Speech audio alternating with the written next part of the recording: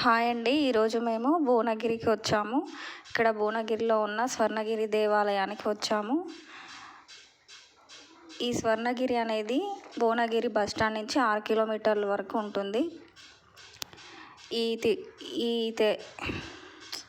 Temple ఎంట్రన్స్లో మనకు రామానుజుల స్వామివారి విగ్రహం కనిపిస్తుంది. ఇక్కడ నుంచి లోపలికి నడుచుకుంటూ వెళ్ళాము.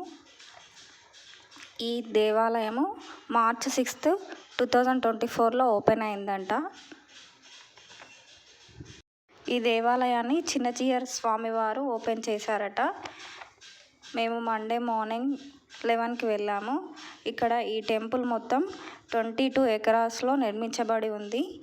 ఈ టెంపుల్ నిర్మించడానికి దాదాపు 7 years టైం పట్టిందట.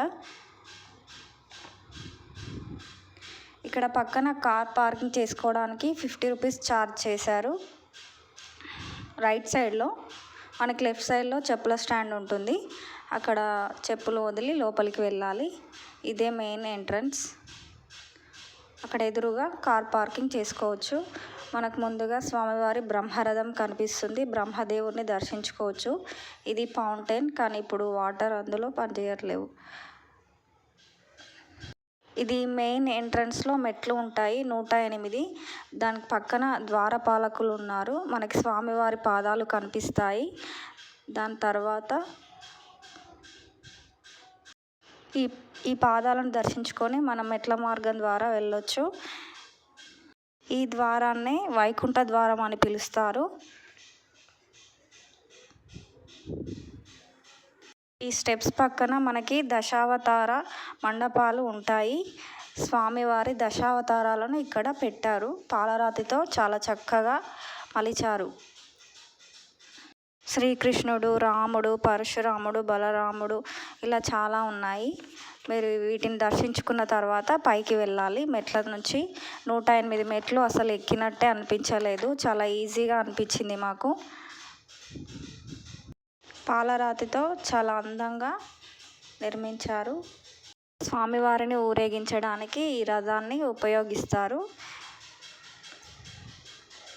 మేము దర్శనం వెళ్ళొచ్చిన తర్వాత ఇక్కడ ఇది చూపిస్తున్నాను మీకు.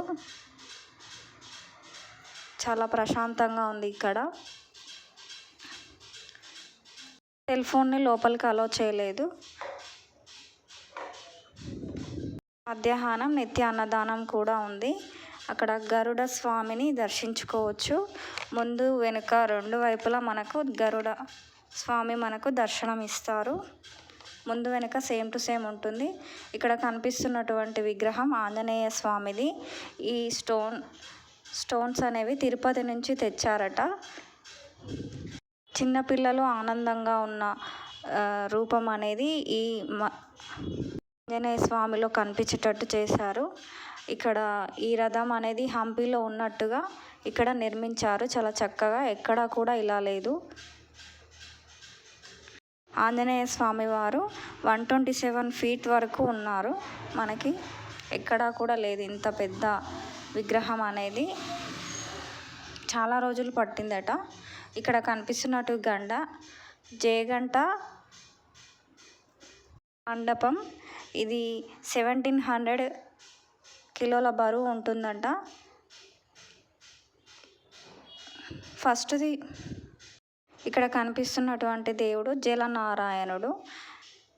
ఈ స్వామిని ఎక్కడా కూడా ఇలా చూడలేదు. ఇది చాలా ప్రత్యేకంగా ఉంది. ఈ గుడిలో మాత్రం తిరుపతి నుంచి తెచ్చారట. ఈ స్టోన్స్ మొత్తం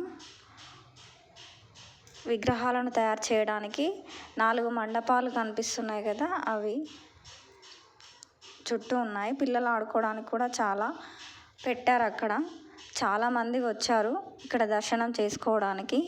రష్ మాత్రం చాలా ఎక్కువగానే ఉంది. కొలంలో చిన్న చిన్న కాయిన్స్ వేస్తున్నారు జనాలు మొత్తం.